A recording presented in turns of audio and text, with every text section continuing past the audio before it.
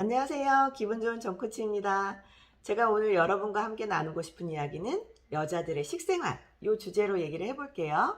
여자들은 식생활이 좀 남달라야 된다는 거, 이 영상이 끝날 때쯤 그런 생각을 하신다면 제가 정말 보람이 있을 것 같습니다. 그러니 그런 생각이 드실 수 있도록 잘 들어보세요. 저는 17년째 영양으로 여러분들의 건강 관리에 도움을 드리고 있는 영양 전문 코치예요. 그런데 제가 이렇게 17년간 하다 보니까 요즘 들어서 한 7년 전부터 피부로 느끼는 변화가 있었습니다. 아이들이 성조숙증 주사를 많이 맞고 있어요. 저한테는 상상할 수 없는 일이었는데, 그리고 예전에 우리가 생각지도 못했었는데 20대 여성들이 자궁근종이나 다낭성 난소 증후군 이런 것 때문에 조금 많이 힘들어하고 있더라고요. 그리고 한국 여자들의 병 중에 정말 드물었던 것 중에, 자궁 질병 중에, 여성 질병 중에 이건 좀 드물었던 게 뭐냐면은 자궁 내막증이라는 그런 게 있는데, 그런 게 갑작스럽게 많이 늘어나고 있다는 걸 저 같은 의료인도 아니고 통계를 내는 사회학자도 아닌데 알 수 있다는 거는, 제가 많이 접하는 고객분들이 여성분들이고요. 그분들이랑 건강에 대해서 얘기를 하다 보면 눈에 띄게 갑자기 많이 생겼다는 걸 제가 알 수 있었습니다. 그거는 모두 다 여성 호르몬 중에 하나인 에스트로겐 우색증 때문에 생기는 거라고 해요. 그러니까 원인이 이 에스트로겐 우색증 한 가지는 아니지만, 이게 기본적으로 그 모든 것들의 원인 중에 들어있다는 거는 우리가 주목해야 될 만한 사실인 거죠. 그럼 에스트로겐 우색증이 뭘까요? 말이 너무 어렵죠. 에스트로겐이 뭔지는 한 번쯤은 다 들어보셨을 것 같아요. 우리가 알고 있는 여성 호르몬. 하지만 이 여성 호르몬은 하나만 있는 게 아니라 밸런스가 항상 균형이 맞아야 됩니다. 에스트로겐이라는 여성 호르몬이 있고요. 그 다음에 프로게스테론이라는 여성 호르몬이 있어요. 이 두 호르몬이 밸런스가 맞아야지 되거든요. 그래야지 임신할 때, 임신 안 할 때, 그 다음에 생리할 때, 생리 안 할 때, 이때 여성의 몸을 아주 자연스럽고 건강하게 유지를 해줄 수가 있는데, 지금은 에스트로겐 우세증이라는 거죠. 그러니까 프로게스테론과 에스트로겐이 이렇게 불균형해진 거예요. 사이즈가. 그러니까 건강이 적신호가 여기저기 켜지게 된 겁니다.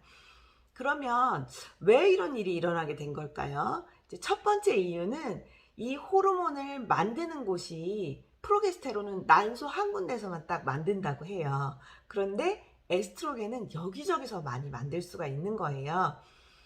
우선 난소에서 만들고요. 그 다음에 너무 많은 스트레스를 받는 경우에는, 스트레스 받을 때 그 아드레날린이라든가 이런 호르몬을 분비하는 기관이 부신이라고 하거든요. 부신이라는 기관에서도 스트레스를 너무 받으면 에스트로겐을 만들 수가 있다고 하고요.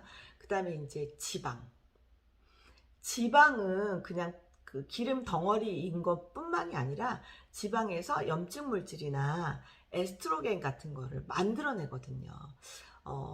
그래서 지방이 많은 사람이 여성 호르몬이 되게 많게 되는 거죠. 그리고 환경 호르몬, 우리가 쓰는 샴푸라든가 화장품이라든가 이런 환경 호르몬은요, 그 유사 호르몬이라고 하거든요.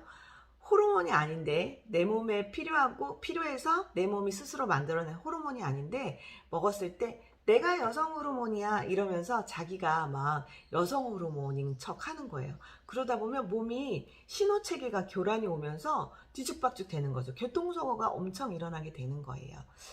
그래서 그리고 또 제가 식생활을 얘기했잖아요.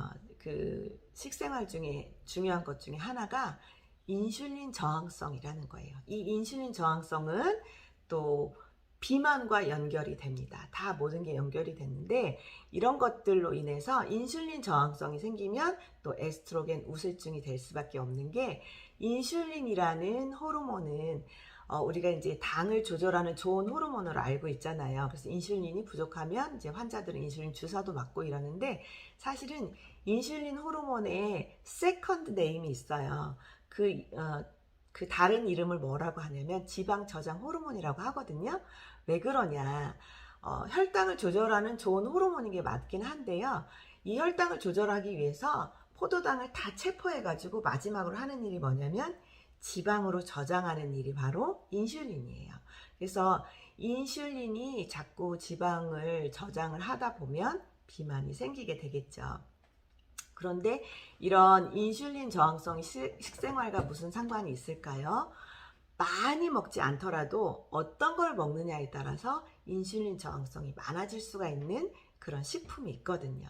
그래서 이런 식생활들로 인해서 여자들이 이런 예기치 못했고 원하지 않는 질병을 겪게 된다는 거고요. 그리고 우리가 꿈에도 생각하지 않는 부분이 하나 있습니다.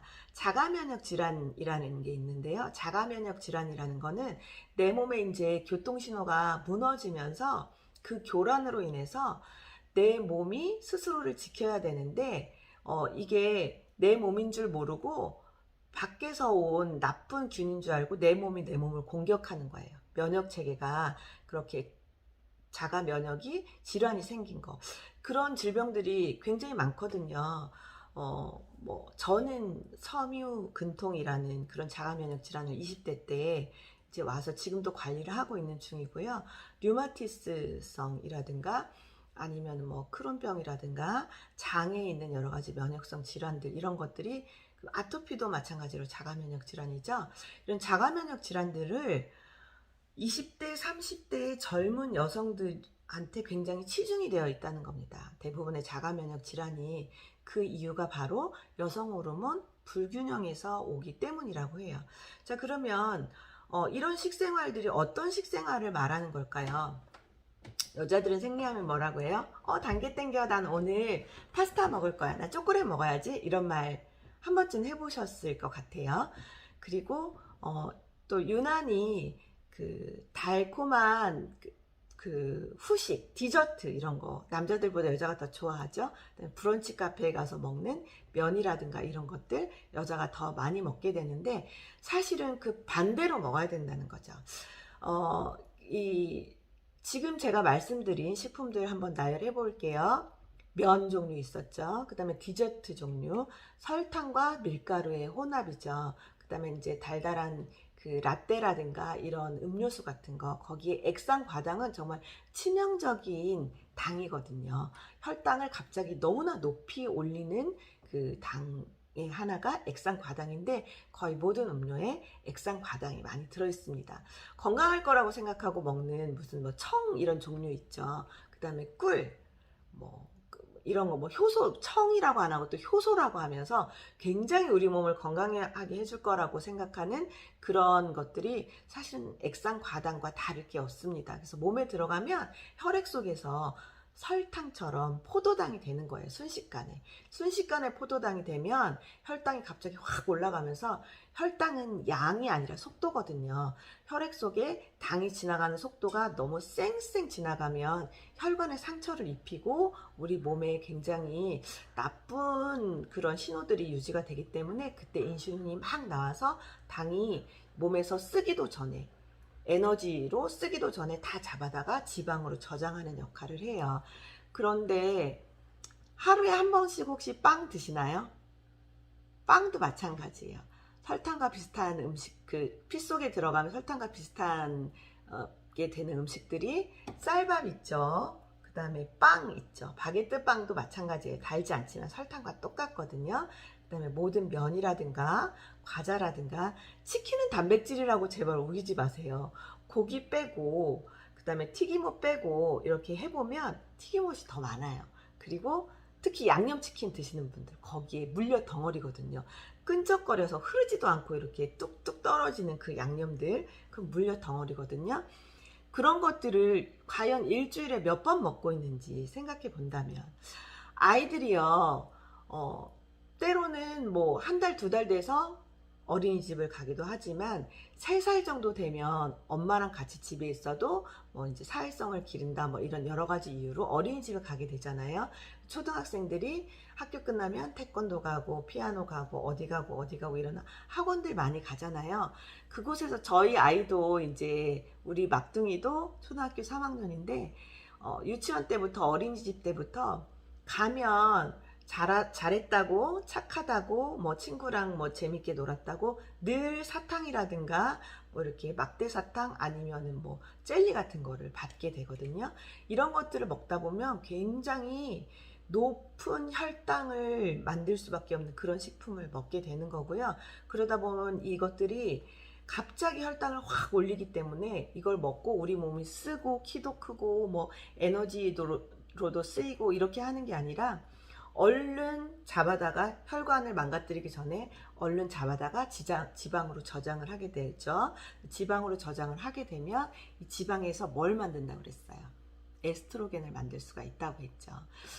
그리고 이제 스트레스 지수가 높은 분일수록 그 다음에 잘 굶는 분 있어. 난 먹는 거 별로 안 좋아하는데 이런 분도 있을 것 같아요. 근데 많이 제때에 에너지 공급을 안 해주시면 몸에서 스트레스 호르몬이 나올 정도로 스트레스를 받거든요. 공장은 계속 돌아가야 되는데 전원이 공급이 안 되니까 비상사태인 거잖아요. 그래서 비상전원을 끌어다 써야 되기 때문에 내가 아무것도 안 먹으면 몸은 전쟁 중이라고 생각을 하시면 됩니다. 에너지 공급을 해야 될 때 공급이 안 된다 그러니까 아까 뭐라 그랬어요? 스트레스를 받게 되면 부신에서도 또 그 에스트로겐을 만든다고 했잖아요. 이렇게 여러 이유로 인해서 프로게스테론은 조금밖에 안 나오는데 에스트로겐이 굉장히 많이 만들어지다 보면 이제 그 호르몬의 불균형이 오게 되는 거고요.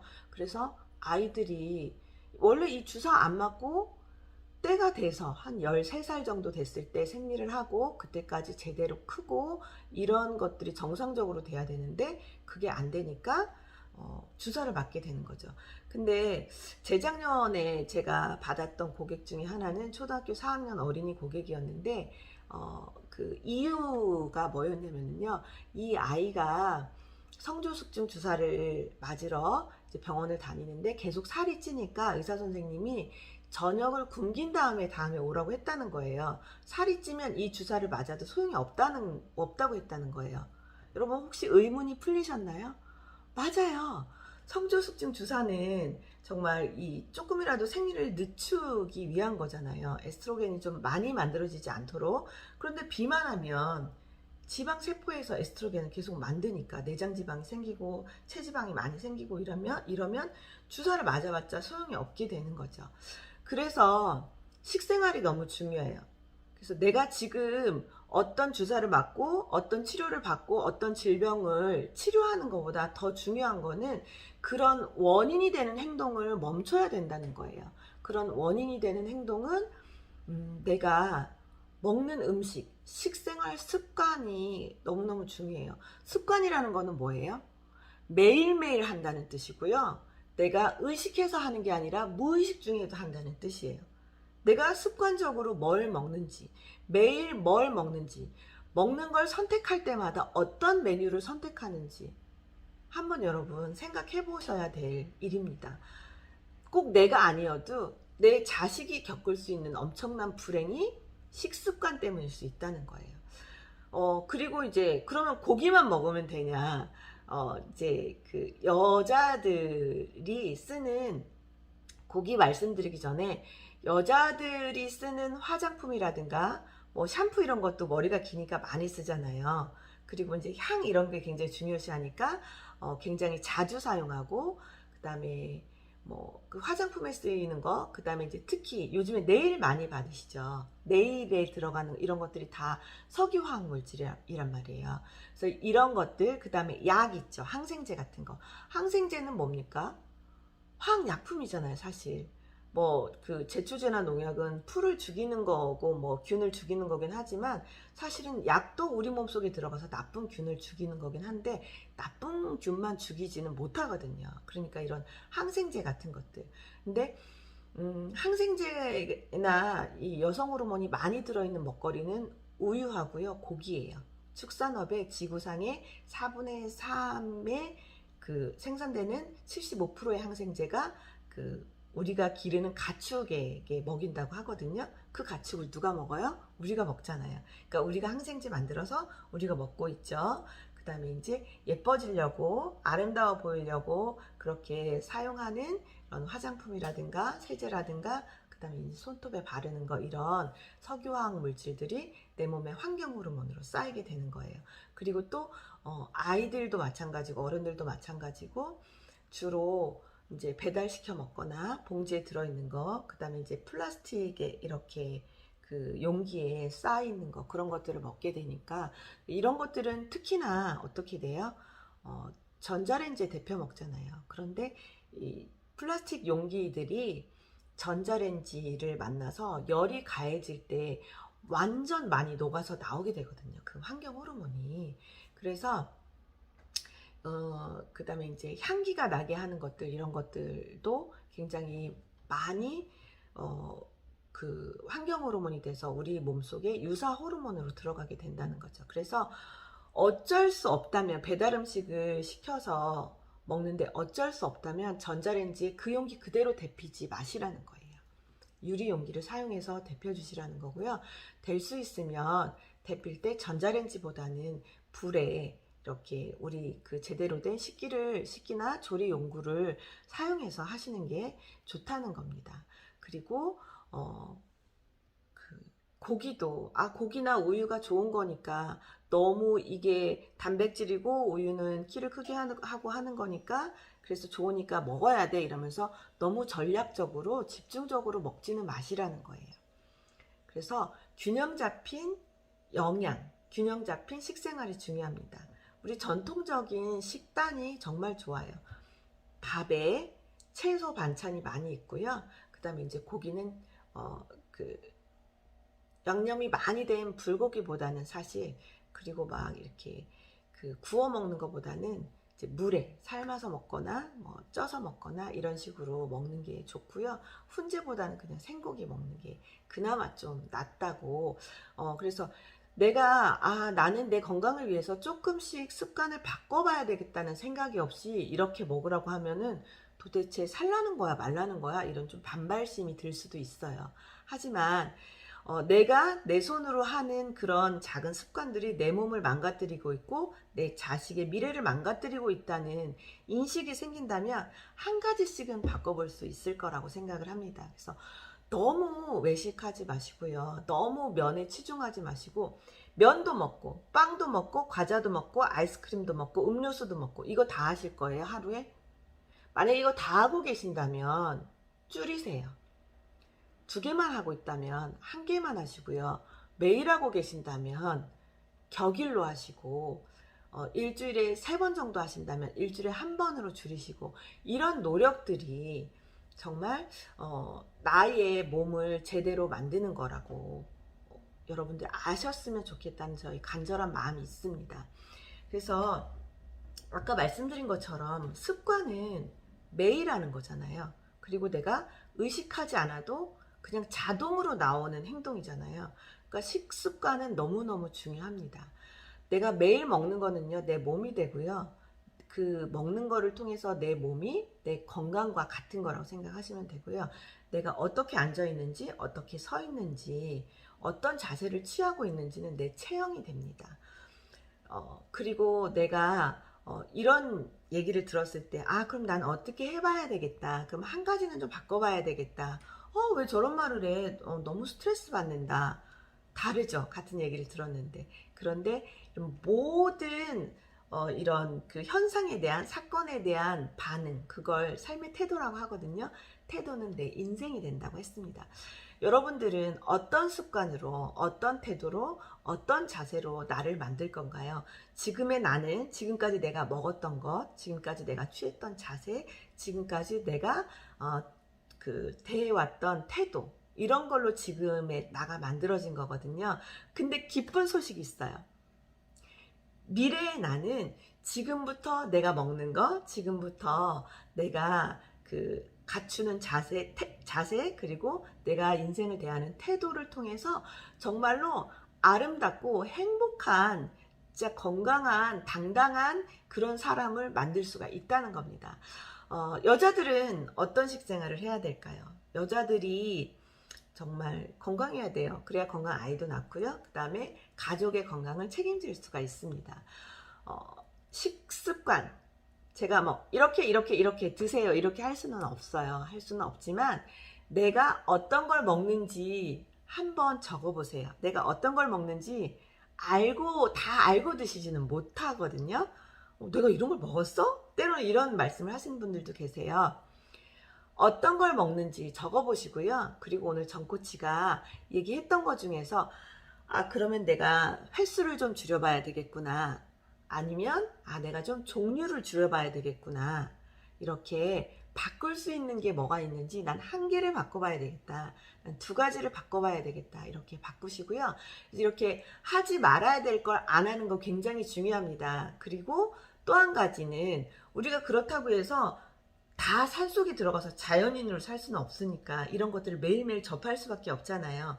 그러면 이런 것들을 매일매일 접하는 현대인으로서 이거를 청소해주고 몰아내주고 이겨내줄 수 있는 것, 해야 될 것도 해야 된다는 겁니다. 그건 뭐냐면요, 물 마시기, 운동하기, 그 다음에 영양 섭취하기, 제대로 된 영양을 섭취해보세요. 그리고 이제 음료수 같은 것도 바꿔보세요. 이것도 굉장히 달고 맛있는 음료거든요. 근데 이거는 콜라겐 음료예요. 저는 시중에 파는 음료수는 잘 먹지 않아요. 주스도 당이 굉장히 많기 때문에 주스도 잘 먹지 않습니다. 그렇지만 이런 달달하고 단백질을 섭취할 수 있는 콜라겐 음료, 이런 걸로 제가 음료수 먹고 싶을 때, 당 땡기는 날, 아니면은 이제 시원한 거 먹고 싶을 때, 전 이런 거 먹거든요. 음료수를 바꿔보시는 것도 한 가지 방법일 수가 있습니다. 그리고 매일매일 균형 잡힌 영양을 공급하는 거. 정코치가 매일 먹고 있는, 아침마다 17년째 먹고 있는, 그 허블라이프 쉐이크 같은 것도 하루에 한 번 그냥 영양제로 먹어주는 것도 좋은 방법 중에 하나예요. 칼로리는 90kcal니까 조그만한 요구르트 한 병 칼로리인데 이걸로 영양을 공급받을 수가 있으면 영양이 우리 몸에 들어가서 하는 일은요, 청소도 해주고요, 그 다음에 면역도 올려주는 역할을 하니까 우리가 평소에 먹는 나쁜 것들을 이제 청소해주고 물리쳐줄 수가 있는 거잖아요. 그래서 오늘 제가 서두에 말씀드린 것처럼 여자들은 이런 식생활은 하면 안 되는구나. 그럼 나는 뭘 좀 바꿔봐야 되겠구나. 이런 생각 혹시 하신 분 계신가요? 그런 분이 계시다면 너무 잘했다고 제가 박수 쳐드리고 싶고요. 또 응원도 열심히 해드리겠습니다. 그런데 나는 어떻게 해야 될지 모르겠다. 아니면 나는 뭘 하면 좋을까? 그런 게 궁금하신 분이 있다면 기분 좋은 정코치에게 언제든지 문의해 주세요. 제가 친절하게 상담해 드리도록 하겠습니다. 여러분, 오늘 정말 건강한 식생활을 시작해보는 첫날 되시기 바랍니다. 네, 다음에 또 만나요. 안녕.